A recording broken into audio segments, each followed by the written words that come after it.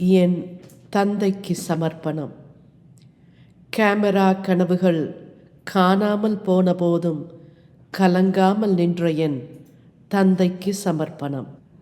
Life is a journey between dreams and reality. Some dreams never become reality, and some realities can't even be dreamt. This is my first venture into directing a documentary, a step I am taking to honor the passion and dreams of my father, a man who was a natural storyteller, deeply fascinated by the film industry. He spent his life nurturing a dream that, due to life circumstances, he could never fully realize. Now I find myself carrying that torch in my own way through the lens of my camera.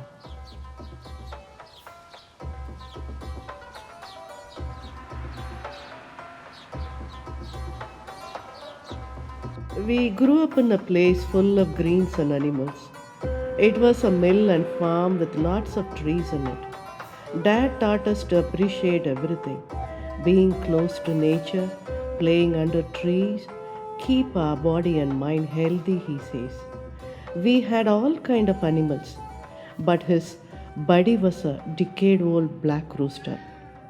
He was a man of compassion, happy and philosophical always. During a family wedding, his favorite rooster fell ill. Dad stayed behind to care for him. That evening, the rooster passed away. And when he joined us the next day, we teased him, asking if he had cooked and eaten the rooster all by himself. His eyes filled with hurt as he replied, "How could I eat him? He was my buddy for nearly 10 years. When we returned home, I saw the care with which Dad had buried the rooster, and it was then I truly understood the depth of his love for animals. From him, I learned that compassion is not just for people, it is for all living beings." This journey has been more stressful than you could imagine. I am trying to fill the shoes of a man whose dreams were crushed and whose creative wings were clipped. This documentary is more than a project. It is a tribute to a father's unfulfilled dream and my own artistic journey, a merging of his storytelling passion and my love for the natural world. Trains played a major part in our lives. We lived so close to the train station that we woke up with the sound of trains and slept to the sound of their wheels clicking.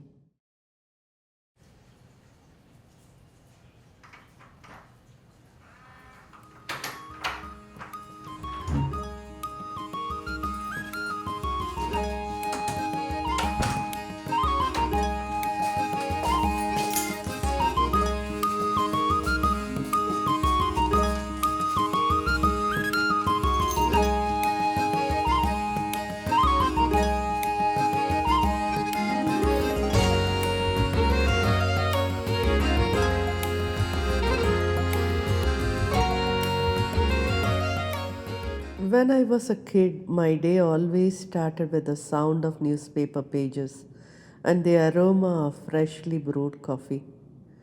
Despite English not being a mother tongue, my dad always encouraged me to read the English newspaper, believing in the power of language. When I grew up and moved out of the country for work, I unknowingly started to miss reading the news.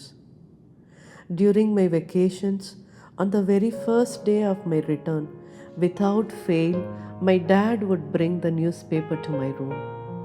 If my room was closed, he would gently knock, calling my name.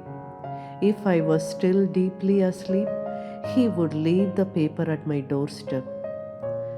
That was the unconditional love of my dad.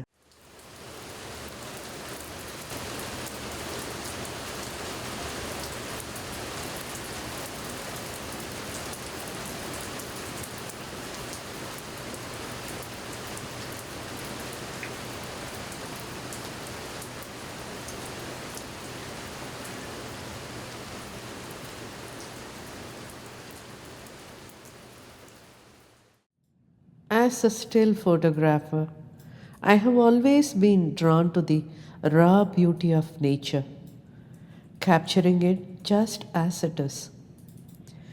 Light is my guide, my inspiration, and my constant companion in every frame. My journey in photography has been entirely self taught, a labor of love with a basic camera, driven by a deep connection to the world around me. Dad was a deeply spiritual man. He believed in divinity rather than being confined to any particular religion. He went to the Ganesh temple every day and encouraged us to go to church. He had a collection of spiritual books, including the Mahabharata, Bhagavad Gita, Ramayana, the Old and New Testaments, and a copy of Quran. I learned to say mantras, pray the rosary, and often listen to dua. Whenever I felt unwell or low, I would call him and ask him to perform a puja for me at the temple. He would perform the puja and then call back to say, "Don't worry, everything will be fine." Today is June 18th, a day that has always been dear to me. It's my dad's birthday. Every year I would pick up the phone to call him, to hear his voice filled with warmth and love as I wished him another year of joy and health. As life took me away from home and across oceans, Dad never let me go alone. Every time I prepared to leave, he would accompany me to the airport, regardless of how late the flight was.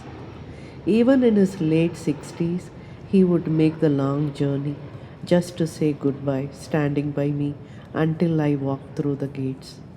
And when I returned, no matter how late the hour, often as late as 2 a.m., he would be there waiting.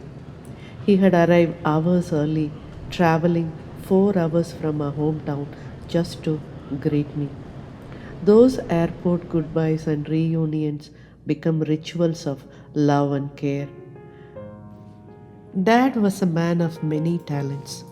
He was a poet, an author, and a gifted artist with a passion for pencil sketching. His love for film was unparalleled, and in another life, he might have made his mark in the film industry. But his dreams were not meant to be. My grandfather and my other family members, bound by tradition, didn't allow him to pursue his passion. I lived in the US decades ago, but my dad's dream destination was always Canada. He was fascinated by the snow, which he never got to experience. When I told him that I now live in Toronto, I knew he would be happy for me.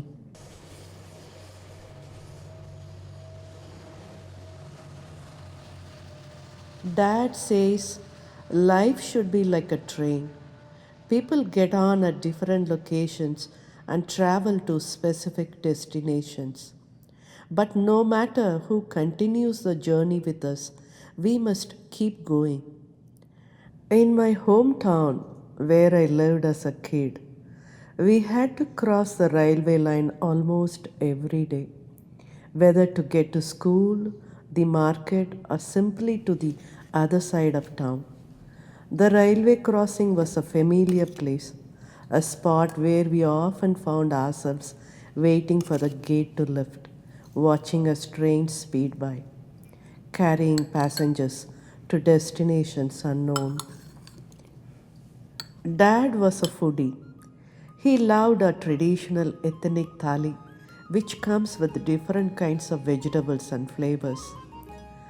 When I joined catering, I made fruit trifle for him so many times.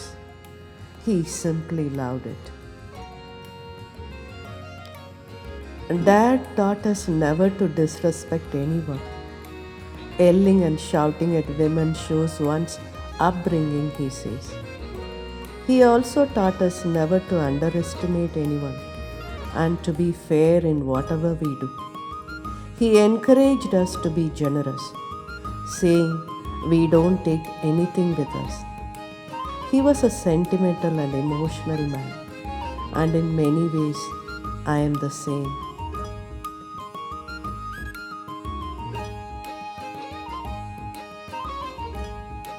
Whenever we served our ethnic thali at home, it was always for Dad. Those special occasions were always filled with fun. Though life didn't allow him to pursue his passion, he would always express it for us. One of his favorite songs was Kalyana Samayal Sadam from Maya Bazar. He would playfully enact it to encourage us to eat our food.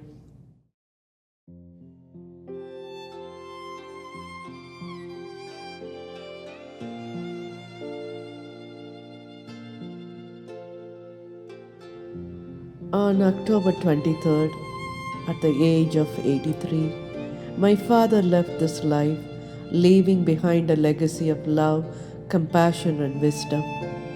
He left me with memories of our shared moments, the lessons he taught me, and the strength to keep going, even when it feels like the world is spinning out of control.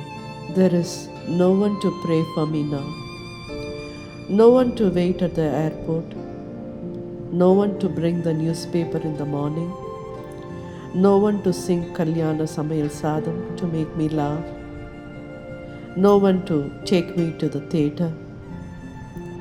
My dog and cat, who never knew him, understands whenever I offer a puja for him.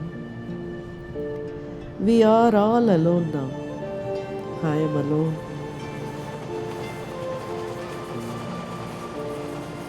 I try to hold on to the values he instilled in me, to live by his example, even when it feels like the world is losing its way.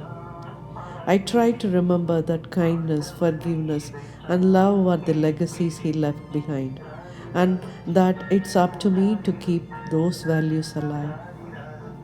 And as I sit here reflecting on his life and his passing, I can hear his voice calm and reassuring, telling me once more, don't worry, everything will be fine.